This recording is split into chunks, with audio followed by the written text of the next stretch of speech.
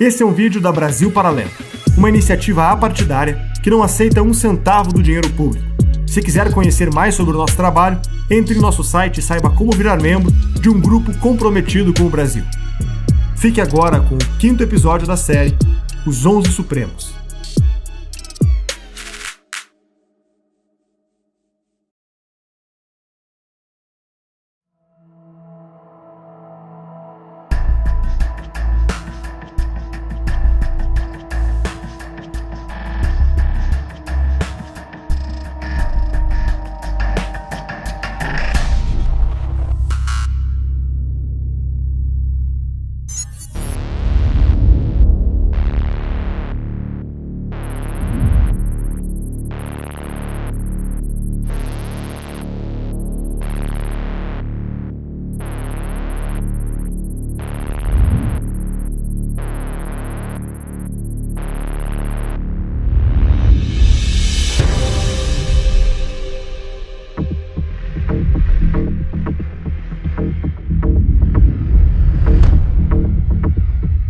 Carmen Lúcia completou o curso de Direito na PUC de Minas Gerais, onde tornou-se professora.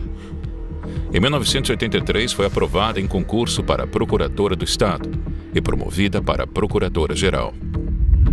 Permaneceu na função até ser indicada por Lula ao cargo no STF em 2006.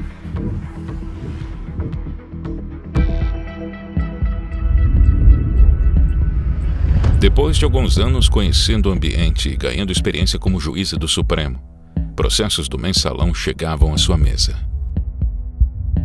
Com algumas prisões e muitas sentenças, os julgamentos atingiam seu clímax em 2012. Os olhos da nação estavam voltados para as notícias diárias sobre as condenações. O povo assistia ao vivo aos longos julgamentos, muitas vezes mal compreendidos em razão da linguagem complexa e dos jargões jurídicos. Me causa espécie, Vossa Excelência, se pronunciar pelo desmembramento do processo quando poderia tê-lo feito há 6 ou 8 meses. O Supremo Tribunal Federal retomou hoje o julgamento dos chamados embargos infringentes e a maioria dos ministros decidiu absolver do crime de formação de quadrilha réus do processo conhecido como mensalão. Em votação apertada, os ministros Luiz Roberto Barroso, Rosa Weber, Dias Toffoli, Ricardo Lewandowski, Teori Savvatsky e Carmen Lúcia decidiram pela absolvição dos réus. Segundo a interpretação desses ministros, apesar de os 8 terem cometido crimes em conjunto, não formaram uma associação criminosa com o objetivo específico de cometer crimes. Para que se caracterize a quadrilha, a meu ver, é preciso que haja a reunião dos elementos do tipo, ou seja, associa-se para a prática de crimes. O que nós tivemos neste caso comprovado? Que pessoas que chegaram a cargos de poder praticou um ato contrário à lei penal e por isso ele está respondendo no outro item da denúncia, no outro item do julgamento e não, portanto, acumulando-se esta como se tivesse chegado ao poder para este cometimento de crime. Foram inocentados o ex-ministro da Casa Civil, José Dirceu, o ex-tesoureiro do PT, Delúbio Soares, o ex-presidente do PT, José Genuíno, e outros 5 condenados no mensalão, entre eles, ex-dirigentes do Banco Rural e pessoas ligadas a Marcos Valério.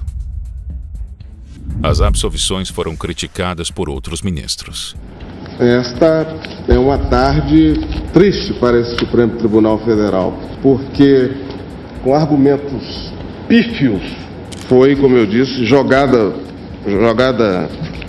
por terra, extirpada do mundo jurídico, uma decisão plenária sólida, extremamente bem fundamentada, que foi aquela tomada por esse plenário no segundo semestre de 2012.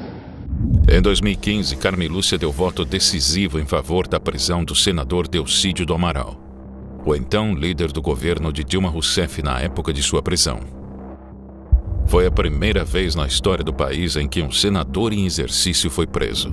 Na leitura inflamada do voto, Carmen Lúcia fez analogias com o slogan de campanha do PT: a esperança venceu o medo. No momento em que a maioria de nós brasileiros acreditou no mote segundo o qual uma esperança tinha vencido o medo. Depois, deparamos com a ação penal 470 e descobrimos que o cinismo tinha vencido aquela esperança. Agora parece-se constatar que o escárnio venceu o cinismo. O crime não vencerá a justiça.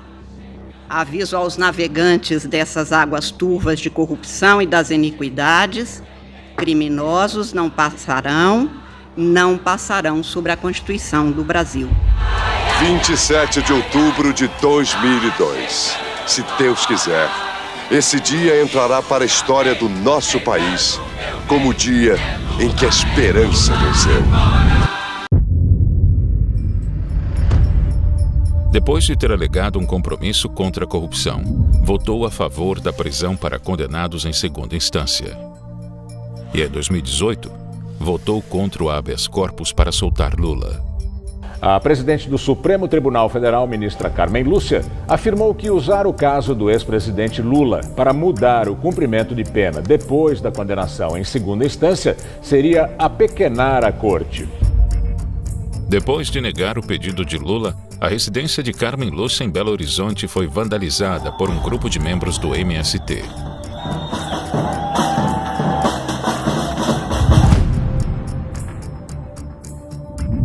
Segundo relatos de vizinhos, 4 ônibus teriam parado no local. Pessoas mascaradas desceram dos veículos e jogaram a tinta no edifício. Em uma de suas redes sociais, o Movimento dos Trabalhadores Rurais Sem Terra, MST, assumiu a autoria do ataque em conjunto com o Levante Popular da Juventude.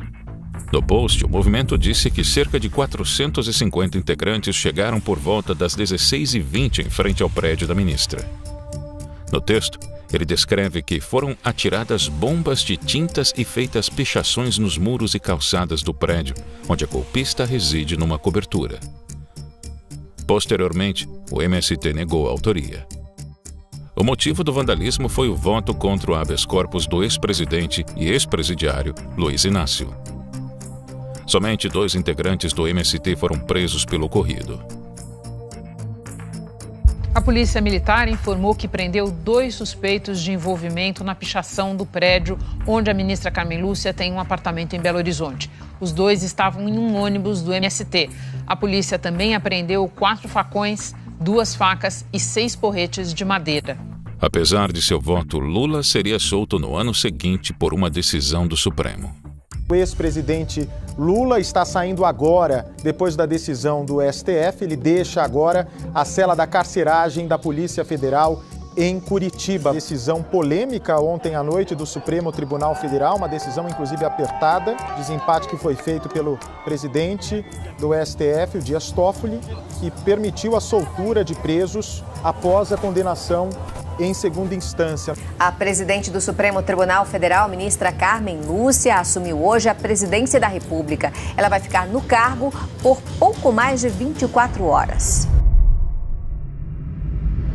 Na questão dos inquéritos das fake news e dos supostos ataques ao Supremo Tribunal Federal, a ministra votou a favor da continuidade e expansão das investigações. Liberdade rima juridicamente com responsabilidade, mas não rima juridicamente com criminalidade, menos ainda com impunidade de atos criminosos ou que podem vir a ser investigados e sobre eles concluídos, cuidar-se de atos criminosos. A ministra Carmen Lúcia do Supremo Tribunal Federal votou contra a concessão de habeas corpus para o ministro da Educação, Abraham Weintraub, no inquérito das fake news. Weintraub passou a ser investigado no inquérito porque, na reunião ministerial do dia 22 de abril, disse, abre aspas, eu, por mim, botava esses vagabundos todos na cadeia, começando no STF. Fecha aspas. Começando no STF. Eu agradeço por ter sido convidada, professor Rodrigo, por um tema que me é tão caro como é o da liberdade de expressão. E no dia de hoje, 3 de maio, lamento a informação inicial que foi aqui trazida pelo Dr. Rodrigo, de ter havido agressão a jornalistas num dia tão significativo para a imprensa como é o dia de hoje. É inaceitável, é inexplicável que ainda tenhamos cidadãos que não entenderam que o papel de um profissional da imprensa é o papel que garante a cada um de nós poder ser livre.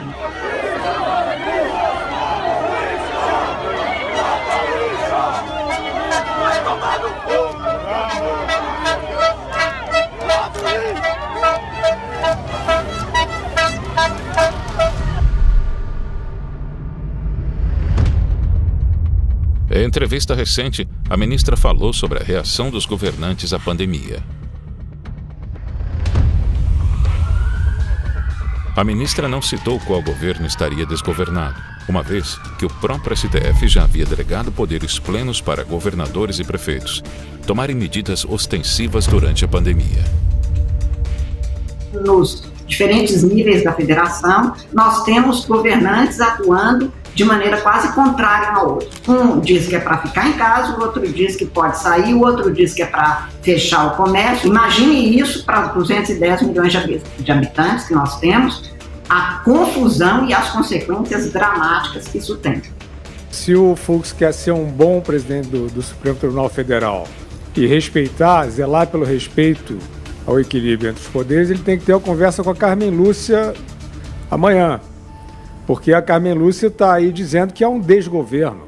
Então, se o Fux quiser dar decência ao STF, ele tem que dar praticamente um cavalo de pau na Suprema Corte, começando por uma conversa com a Carmen Lúcia, perguntando se é isso mesmo que ela quis dizer, que há um desgoverno no país. Então, eles não respeitam um poder junto com o qual eles deveriam estar equilibrados.